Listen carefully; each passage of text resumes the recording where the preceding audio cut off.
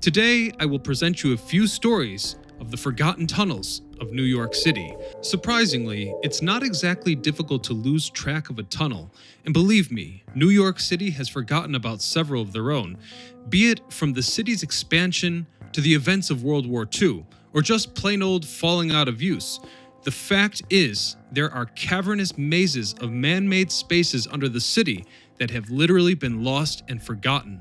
Now let's discuss a tunnel for the academic elitist, with the story leading up to its existence and ultimate abandonment being simply unbelievable. Boole Hall is an oddity among the buildings of Columbia University, and many feel it does not fit in with the rest of the buildings at the college.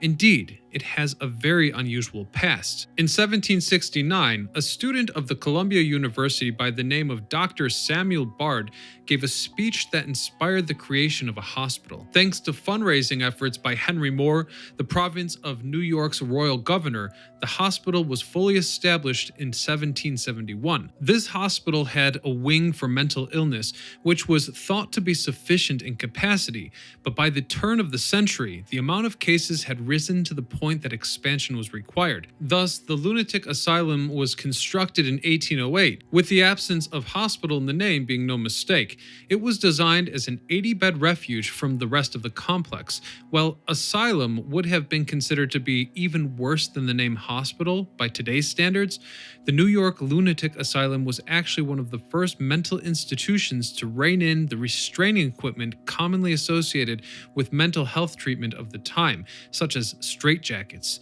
In 1820, a lack of space forced yet another expansion, this time to a 26-acre farm next to Bloomingdale Road, which is now known as Broadway. So in a year, the Bloomingdale Asylum opened, with a separate building for women opened 6 years later. These asylums continued the practices of their predecessors, focusing on what they called quote-unquote moral treatment rather than medical treatment, in some cases granting greater freedom to their patients at a time when the standard of mental health treatment was often locking the patient up and throwing away the key. Though that's not to say they were a moral bastion by any means from today's standard. For example, their primary form of restraint was a long-sleeve shirt with leather hand shackles.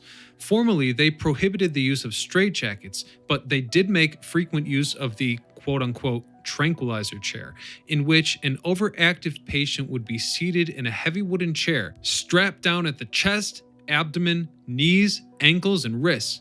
Then, a wooden box would be placed over their head. This was all done to allow for easier bloodletting, which was a common treatment at the time, and although it's probably rather obvious, it's been proven to be medically pointless today. By 1839, financial difficulties forced the asylum to focus on profit, and the treatment quality suffered greatly. In 1872, Julius Chambers wrote a number of pieces for the New York Times, revealing that the asylum had lost their commitment to moral treatment.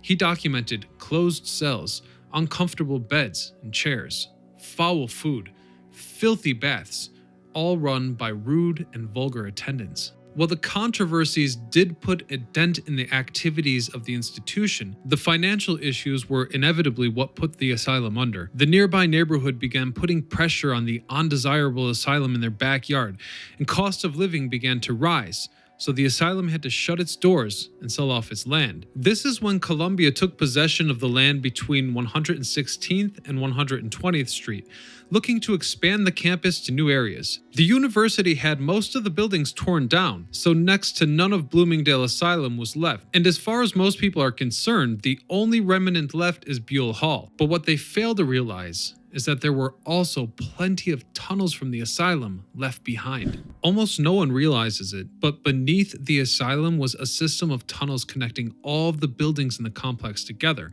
After the university purchased the grounds, these tunnels remained.